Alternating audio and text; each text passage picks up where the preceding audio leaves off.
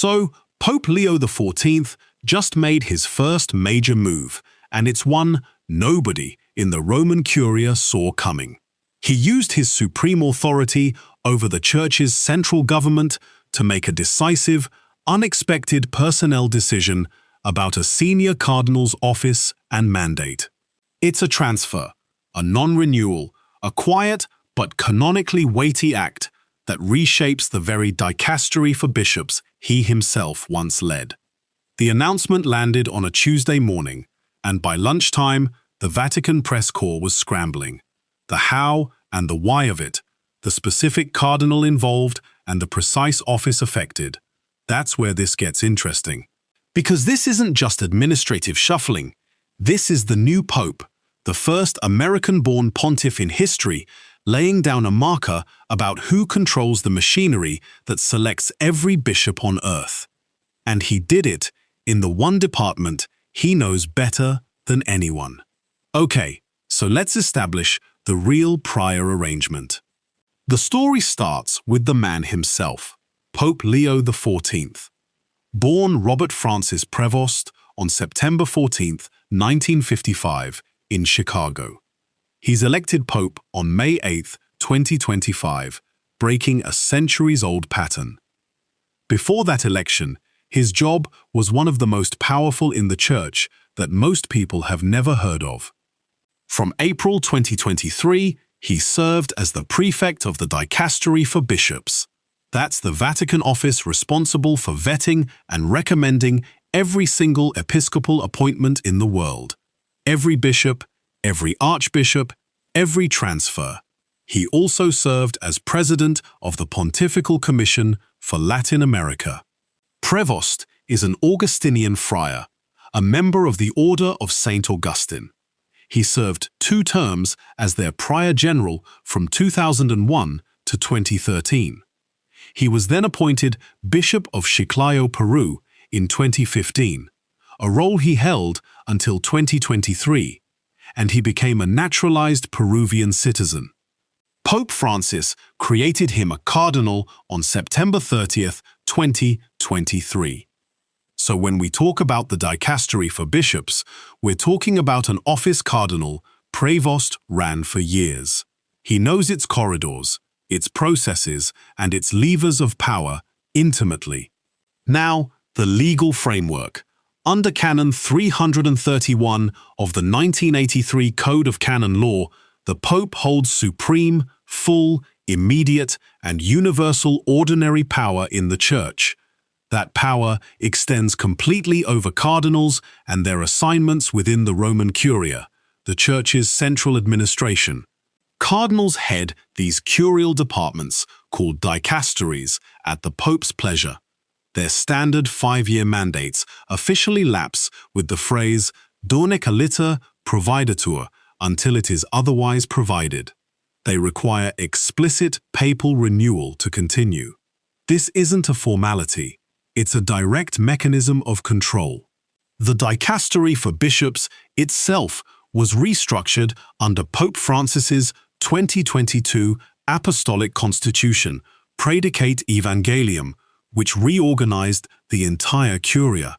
And there's a long-standing, well-documented tension within the College of Cardinals, a conservative versus reform dynamic that long predates Leo XIV.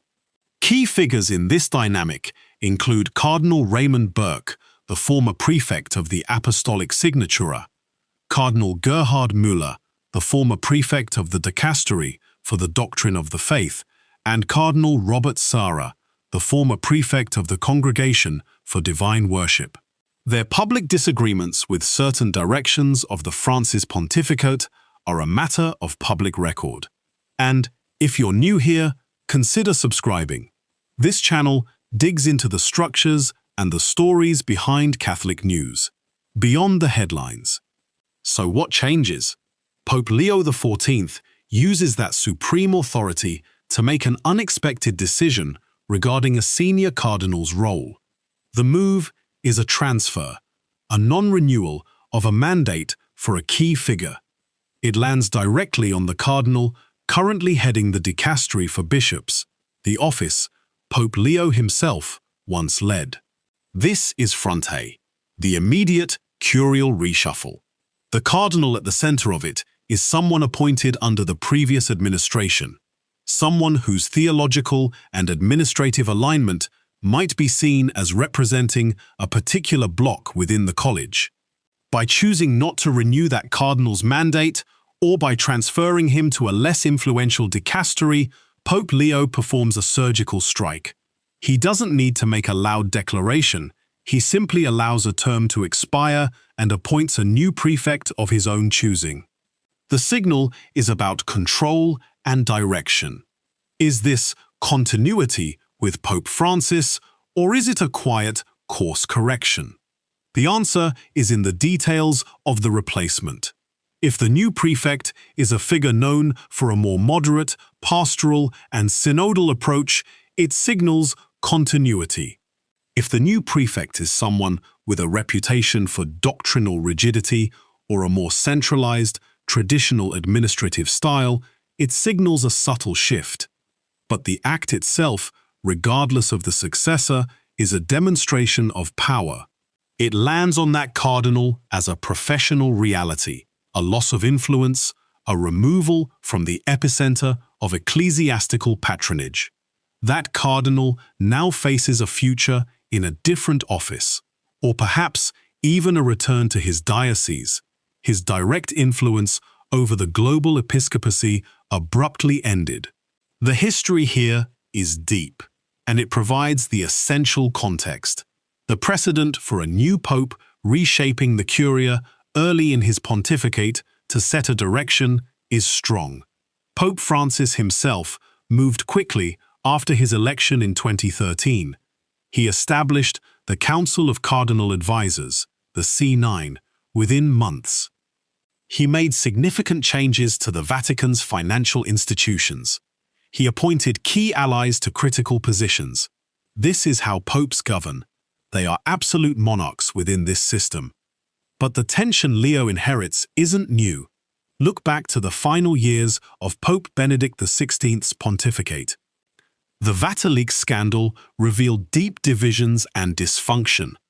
The conservative bloc, including figures like Burke, Muller, and Serra, often found themselves aligned with Benedict's emphasis on liturgical tradition and doctrinal clarity. The election of Pope Francis on March 13, 2013, represented a seismic shift in tone and priorities. The reformist wing gained ascendancy. Documents like Amoris Laetitia in 2016 sparked intense debate about communion for the divorced and remarried. Cardinals Burke and others formally submitted dubia, or doubts, to the Pope seeking clarification. That public act of theological challenge was a modern rarity. The 2021 motu proprio Traditionis Custodes, which severely restricted the celebration of the traditional Latin Mass, was another flashpoint, seen as a direct reversal of Benedict's 2007 document Summorum Pontificum. These are not minor disagreements. They represent fundamentally different visions of the Church's mission, liturgy, and governance. And they've played out in the biographies of the cardinals involved. Cardinal Burke, a canon lawyer from Wisconsin, was removed as prefect of the Apostolic Signatura in 2014 and given a ceremonial role as patron of the Order of Malta. Cardinal Muller, a German theologian, was not renewed as prefect of the Doctrine of the Faith in 2017. Cardinal Serra from Guinea retired as prefect of divine worship in 2021. Their influence within the formal structures of the Curia had already been diminished under Francis, but their symbolic leadership for a significant portion of the faithful remained potent. To understand the gravity of Leo's move, you have to look at the precise historical record of how recent popes have handled the office he just reshaped. The dicastery for bishops, formerly the Congregation for Bishops, is an institution with a lineage dating to 1588, when Pope Sixtus V formally established the Roman congregations in the Apostolic Constitution Immensa Aeterni Dei. For centuries, its prefect has been one of the most powerful men in the Church. Under Pope John Paul II, who reigned from October 16, 1978 to April 2, 2005, the prefect from 1984 onward was Cardinal Bernardin Gantin, and later Cardinal Giovanni Battista Re, who served from 2000 to 2010. Their tenures averaged over a decade, reflecting a preference for stability and long-term strategic planning of the episcopacy. Pope Benedict XVI, in his pontificate from April 19, 2005 to February 28, 2013, largely maintained this continuity, keeping Cardinal Re in place until 2010 and then appointing Cardinal Marc Ouellet on June 30th of that year. The contrast with Pope Francis is stark. Upon his election on March 13, 2013, Francis moved with deliberate speed to imprint his vision. While he kept Ouellet in the renamed Congregation for Bishops, he immediately surrounded him with new members and consultants, shifting the theological weighting of the body. More tellingly, Francis's approach to cardinalatial appointments elsewhere was swift and decisive. He replaced the conservative Cardinal Mauro Piacenza as prefect of the Congregation for Clergy with Cardinal Beniamino Stella on September 21, 2013, just 6 months into his papacy. He removed Cardinal Burke from the Signatura in November 2014. He did not renew Cardinal Muller's mandate in 2017. Each act was a clear, early signal of administrative control and theological direction. Leo XIV's action, targeting the dicastery he knows best, fits squarely within this modern pattern of early, symbolic personnel moves. But the comparison is telling. Francis acted against figures perceived as obstacles to his reform. Leo's first move is against the very machinery of episcopal selection, suggesting his primary focus is not just on removing a person, but on mastering a system. The real statements from these pontificates underscore this. Benedict XVI, in his 2005 pre-conclave homily, warned of a dictatorship of relativism, setting a tone his supporters saw as a mandate for doctrinal vigilance. Francis, in his 2013 exhortation Evangelii Gaudium, decried an economy of exclusion and a throwaway culture, framing the Church's mission in social justice terms. Leo XIV, by contrast, has yet to issue a major programmatic document. His first definitive statement is this administrative act, speaking in the language of canonical authority and structural control rather than theological or pastoral vision. The record of their immediate actions is equally instructive. John Paul II's first major curial appointment after his election was confirming the existing Secretary of State, Cardinal Jean-Marie Villot, for a transitional period, signaling a deliberate pace. Benedict XVI, in his first year, largely retained the existing curia, his first significant change being the 2006 appointment of Cardinal Tarcisio Bertone as Secretary of State, a personal confidant. Francis's first major personnel move was arguably the formation of the C9 Advisory Council in April 2013, bypassing traditional structures. Leo's choice to make his first stand at the dicastery for bishops places him closer to Francis's model of swift, structural action, but with a focus on governance machinery rather than a personal advisory board. The numbers underscore the scale of the system now under Leo's direct command. The dicastery for bishops oversees approximately 5,300 living bishops worldwide, including over 2,900 diocesan bishops heading territorial sees. The process of selecting a new bishop typically begins 18 to 24 months before a vacancy, involving local apostolic nuncios, confidential consultations, and the compilation of a terna, a list of 3 candidates, sent to Rome. Under Pope Francis, the average tenure of a cardinal prefect in major dicasteries shortened noticeably, reflecting a more hands-on, fluid approach to governance. For Leo, the math is immediate, with cardinals serving 5-year terms that lapse automatically upon a pope's death or resignation. The entire Curia was technically in a state of suspension from the moment Benedict XVI resigned on February 28, 2013, until Francis renewed or replaced them. The same clock started for Leo on May 8, 2025. The cardinal heading the dicastery for bishops held a mandate that, while renewable, was now subject to Leo's sole judgment. Historically, a new pope has about a 90-day window to make his first major curial changes before the bureaucracy settles into expectation.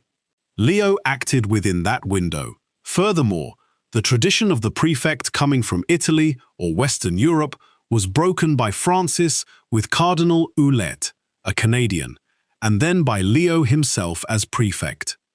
The office's influence is quantified in its output. It processes roughly 150 to 200 episcopal appointments per year. Every single one now passes through a filter appointed by and answerable directly to Leo XIV. This isn't about one cardinal. It's about assuming command of a pipeline that has operated with a certain rhythm for 437 years, since Sixtus V's 1488 founding.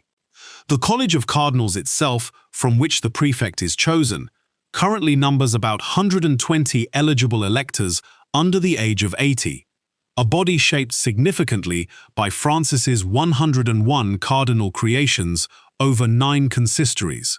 Leo's move demonstrates he understands that controlling the dicastery is more impactful than any single cardinalatial appointment. It is the lever that will shape the entire episcopal order for decades. The exact dates matter. If Leo's rescript is dated within his first 60 days, it follows the precedent set by Francis's early moves, like the Piacenza replacement on September 21, 2013, which was 191 days after his election. Leo's quicker action suggests a pope who entered office with a pre-formed administrative plan.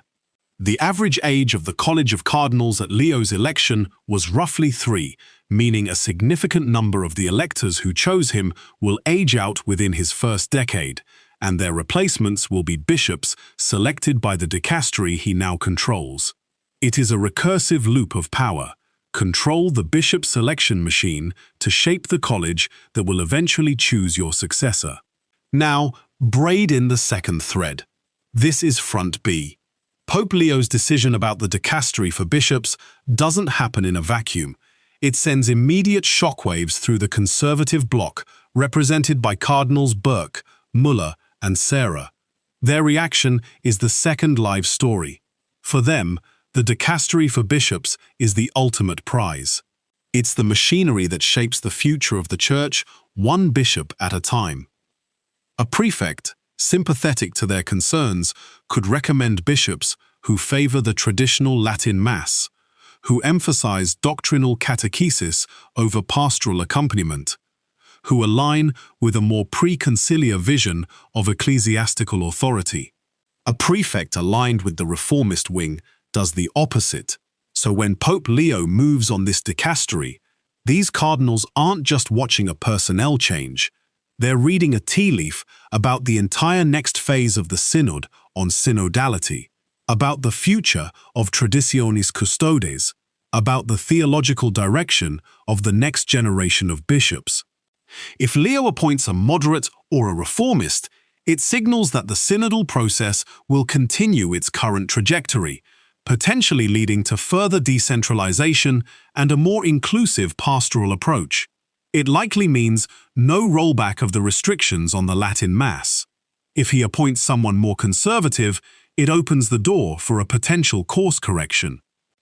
The conservative bloc's analysis will be rooted in a concrete, 3-branch scenario assessment of the Church's immediate future, based on Leo's next steps. Their internal discussions won't be vague. They will map out specific, conditional paths. Scenario 1. The continuity track.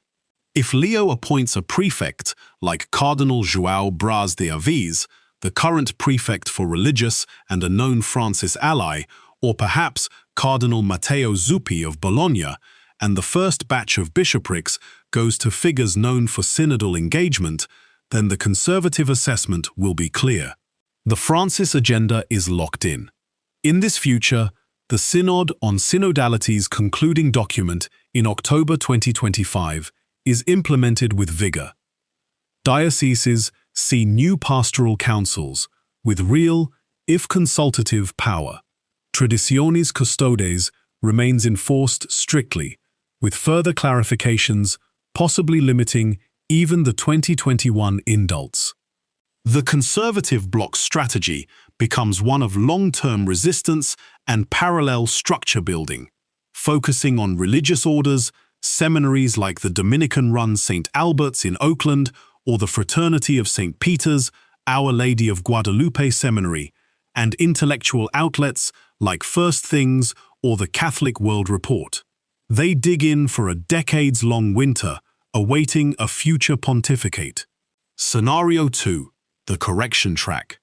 If Leo appoints a prefect with a reputation for doctrinal firmness, perhaps a figure like Cardinal George Pell's former deputy, or a canonist respected by the Burke wing, such as Cardinal Dominic Duca of Prague, and the first episcopal appointments include theologians known for critiques of the synodal way, the calculus changes dramatically.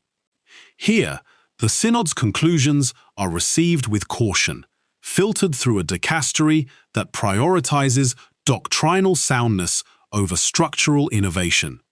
Traditionis Custodes sees a de facto softening, as new bishops in places like France, the United States, and Africa are selected for their pastoral care of traditional communities, granting wider permissions. The conservative bloc shifts from resistance to cautious collaboration, testing the waters for a potential formal review of the motu proprio. Their publications shift tone from lament to wary optimism. Scenario 3. The hybrid or surprise track. This is the scenario that causes the most anxiety and strategic confusion. If Leo appoints a pastoral moderate with no clear ideological banner, a skilled administrator from the Global South, for instance, like Cardinal Fridolin Ambongo Besungu of Kinshasa or Cardinal Oswald Gracias of Mumbai, and the early bishop appointments are a mixed bag, then the Church enters a period of deliberate ambiguity. The Synod's proposals are implemented piecemeal, varying wildly by continent. Traditionis Custodes enforcement becomes entirely local, dependent on the discretion of bishops appointed under both Francis and Leo, creating a patchwork church.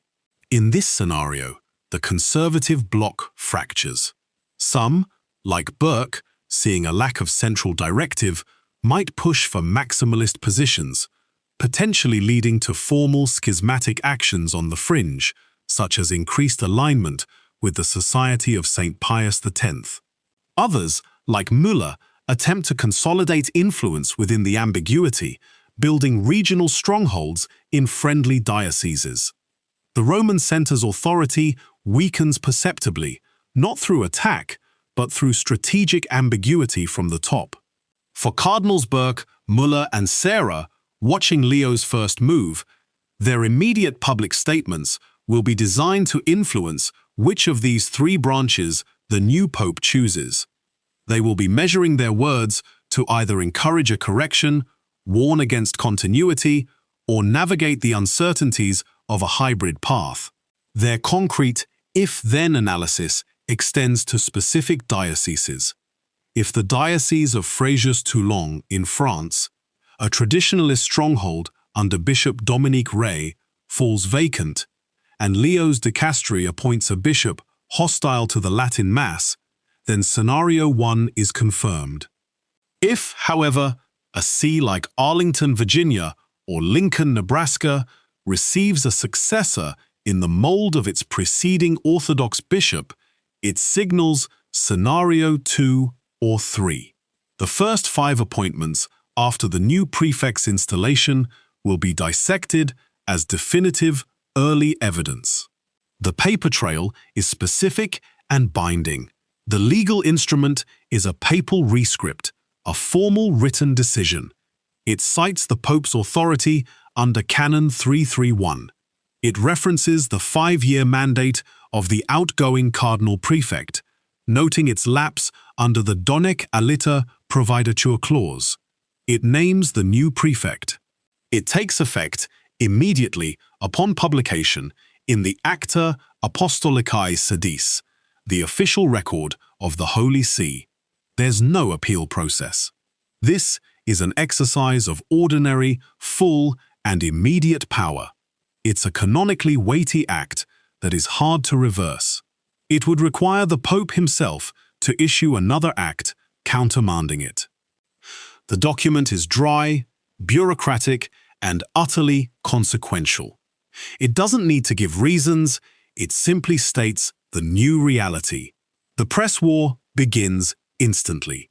Vatican News, the official outlet, frames it as a routine renewal and a natural transition, highlighting the new prefect's qualifications. The National Catholic Register, along with other more conservative outlets, digs into the background, the theological leanings, the potential meaning. They interview canon lawyers. They pass the new prefect's past writings and homilies. More progressive Catholic media outlets frame it as a welcome sign of continuity and stability. The secular press often misses the nuance, reporting it as a simple Vatican shuffle. But inside the walls, everyone knows. This is the first big chess move of the Leo XIV pontificate. And the board is the global church. So the move lands. In the Vatican, the announcement arrives via the daily bulletin. The outgoing cardinal prefect is informed privately shortly before. There is a formal meeting, a handover of files, a transition period. But the atmosphere is charged. Every other cardinal heading a dicastery now checks the expiration date on his own mandate. The unspoken question hangs in the corridors. Am I next? The new prefect moves into the office on the 3rd floor of the Palazzo delle Congregazioni.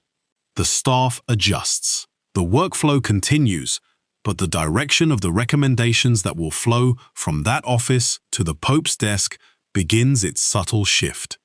The first test cases emerge. A diocese in Europe falls vacant, another in Latin America. The new prefect's approach to the turner, the list of 3 candidates traditionally sent to the Pope, becomes the first concrete evidence of change. Does he prioritize pastoral experience over academic credentials? Does he value loyalty to the synodal process? Does he consider a candidate's openness to the traditional Latin Mass? Each of these early appointments is scrutinized like a geopolitical signal.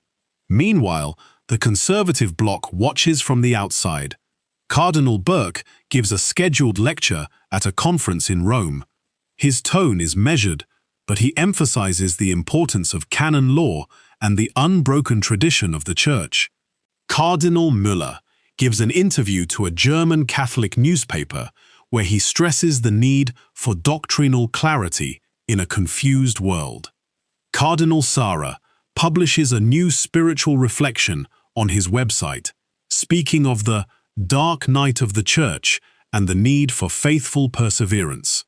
They are not directly criticizing the Pope, that is not their style, but they are staking out the ground they will defend. The tension builds not as a loud confrontation, but as a silent, strategic positioning. The Church holds its breath, waiting to see which way this new pontificate will turn. And this is the part nobody in Rome wants to say out loud. By moving on the one office he knew better than anyone, Pope Leo XIV signaled that the dicastery for bishops, the machine that makes every bishop on earth, now answers to him alone. He didn't need a learning curve. He didn't need a briefing. He had sat in that prefect's chair. He knew exactly which levers to pull, which processes could be accelerated, which criteria could be emphasized or downplayed. This wasn't an outsider making a guess. This was a master technician recalibrating his own instrument. The message to the Curia, to the College of Cardinals, to the entire world episcopacy is one of unmistakable, confident control.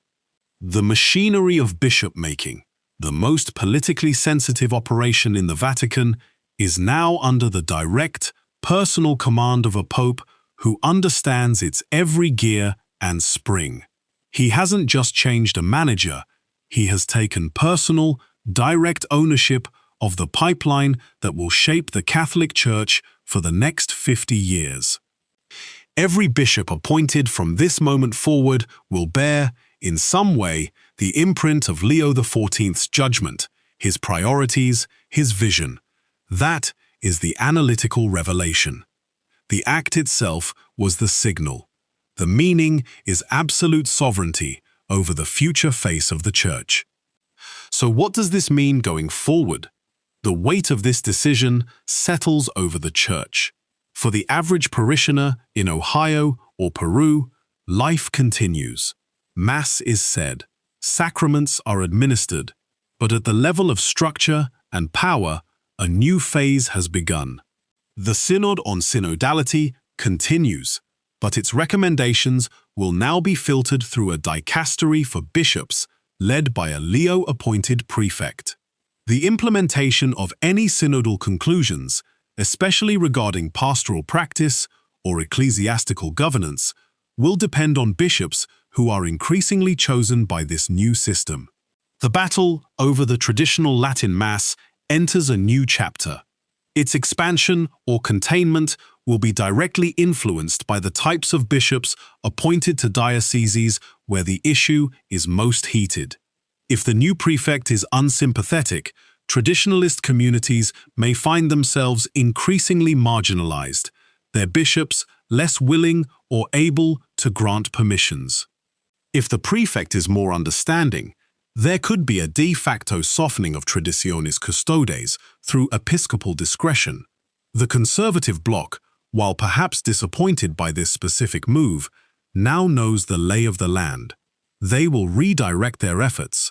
They will focus on forming priests and seminarians. They will write. They will speak. They will continue to advocate for their vision from their platforms outside the central machinery.